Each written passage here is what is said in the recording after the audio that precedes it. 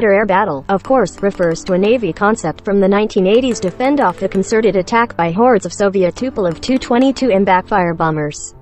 Oscar-class Project 949A Antey, nuclear-powered guided missile submarines and surface action groups led by warships like the Kirov-class nuclear-powered battlecruisers, as now Deputy Defense Secretary Bob Work, he was the CEO of the Center for a New American Security at the time, described me in 2013. These Soviet assets would have launched their arsenals of anti-ship cruise missiles from multiple points of the compass.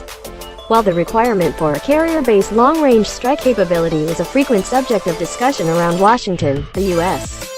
Navy's need for improved air superiority capabilities is often neglected. The service has not had a dedicated air-to-air combat aircraft since it retired the Grumman F-14 Tomcat in 2006. But even the Tomcat was adapted into a strike aircraft during its last years in service after the Soviet threat evaporated. Now, as new threats to the carrier emerge and adversaries start to field new fighters that can challenge the Boeing F-A-18E, F Super Hornet and Lockheed Martin F-35C Joint Strike Fighter (JSF), attention is starting to shift back to this oft-neglected Navy mission, especially in the Western Pacific. Another type of new aircraft required is an air superiority fighter, states a recent Hudson Institute report titled Sharpening the Spear, the Carrier, the Joint Force, and High-End Conflict, which is written by the national interest contributors Seth Cropsey, Brian McGrath and Timothy A. Walton. Given the projection of the joint forces' increased demand for carrier-based fighter support, this capability is critical. The report notes that both the Super Hornet and the F-35C are severely challenged by new enemy fifth-generation fighter aircraft such as the Russian-built Sukhoi T-50, PAK-FA and Chengdu J-20. Indeed, certain current adversary aircraft like the Russian Su-30SM, Su-35S and the Chinese J-11D and J-15 pose a serious threat to the Super Hornet fleet. It's a view that's shared by many industry officials, U.S. Navy, U.S. Air Force and even U.S. Marine Corps aviators. Both F-A-18E, Fs and F-35Cs will face significant deficiencies against supercruising, long-range, high-altitude, stealthy, large missile-capacity adversary aircraft, such as the T-50, J-20, and follow-on aircraft, the authors note. These aircraft will be capable of effectively engaging current and projected U.S. carrier aircraft and penetrating defenses to engage high-value units, such as AEW aircraft, ASW aircraft, and tankers. Already, the F-A-18E-F faces a severe speed disadvantage against Chinese J-11 aircraft, which can fire longer-range missiles at a higher kinematic advantage outside of the range of U.S. AIM-120 missiles, nor does the F-35C, which suffers from severely reduced acceleration compared to even the less-than-stellar performance of other JSF variants, help matters. Similarly, the F-35C is optimized as an attack fighter, resulting in a medium-altitude flight profile, and its current ability to only carry 2 AIM-120 missiles internally, until Block 3, limits its capability under complex electromagnetic conditions, the authors wrote. As an interim measure, the Navy and Air Force should significantly accelerate the F-35C's Block 5 upgrade to enable the aircraft to carry 6 AIM-120 missiles internally. The F-35C was never designed to be an air superiority fighter.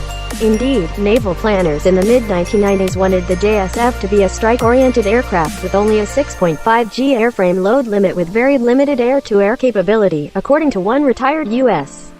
Navy official. Indeed, some naval planners at the time had discussed retiring the F-14 in favor of keeping the Grumman A-6 Intruder in service. During this period, many officials believed air combat to be a relic of the past in the post-Cold War era. They anticipated most future conflicts to be air-to-ground oriented in those years immediately following the Soviet collapse. Together with a lack of funding, that's probably why the Navy never proceeded with its Naval Advanced Tactical Fighter (NATF) or AFX follow-on program. The Navy's F/A-XX program could be used to fill the service's air superiority gap, which has essentially been left open since the F-14's retirement and the demise of the NATF and AFX programs. But the problem is that the Navy is pursuing the F/A-XX as a multi-role Super Hornet replacement rather than an air superiority-oriented machine. The danger in its development is that it sub-optimizes the fighter role in the quest for a hybrid fighter attack jet, the Hudson Institute report notes. This would leave the joint force without a carrier-based sixth-generation air superiority fighter. As the Navy's current Director of Air Warfare, Rear Admiral Mike Manasnier, has stated in the past, the authors also note that such an aircraft could feature large passive and active sensor arrays.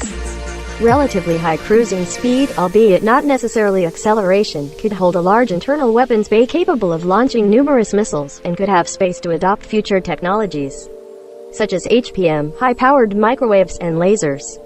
This air superiority asset would contribute to outer air battle integrated air and missile defense requirements and would be capable of countering enemy weapons, aircraft, and sensor and targeting nodes at a distance. Outer air battle, of course, refers to a Navy concept from the 1980s to fend off a concerted attack by hordes of Soviet Tupolev Tu-22M Backfire bombers.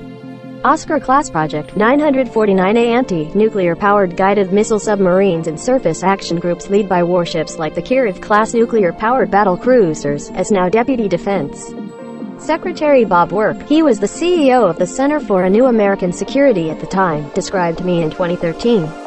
These Soviet assets would have launched their arsenals of anti-ship cruise missiles from multiple points of the compass. As Work described it, the Navy was relatively confident it could sink the Oscars and surface ships before they could launch their missiles. They were far less confident about their ability to take out the 2-22 megaseconds before they could get into launch position. The Tomcats, under outer air battle, would try to kill the Archers, the Backfires, before they could shoot in an attempt to eliminate any cruise missiles that they launched. But, Work notes, no one knows how well it would have worked during a shooting war with the Soviet Union, and it's a good thing we never got to find out. But with China's emerging anti-access, area denial strategy, the threat is back. While the F-AXX and the Air Force's FX are in their infancy, it has become clear that they will be different aircraft designs that will probably share common technologies. The Navy does seem to be focusing on a more defensive F-14-like concept, while the Air Force is looking for a more offensively oriented air superiority platform that could replace the Lockheed Martin F-22 Raptor. As you'll see over the coming years, the differences between the primary mission and the likely threats will drive significant differences between the F-AXX and FX programs, as well as legacy systems like the F-22 and F-35, one senior defense official told me.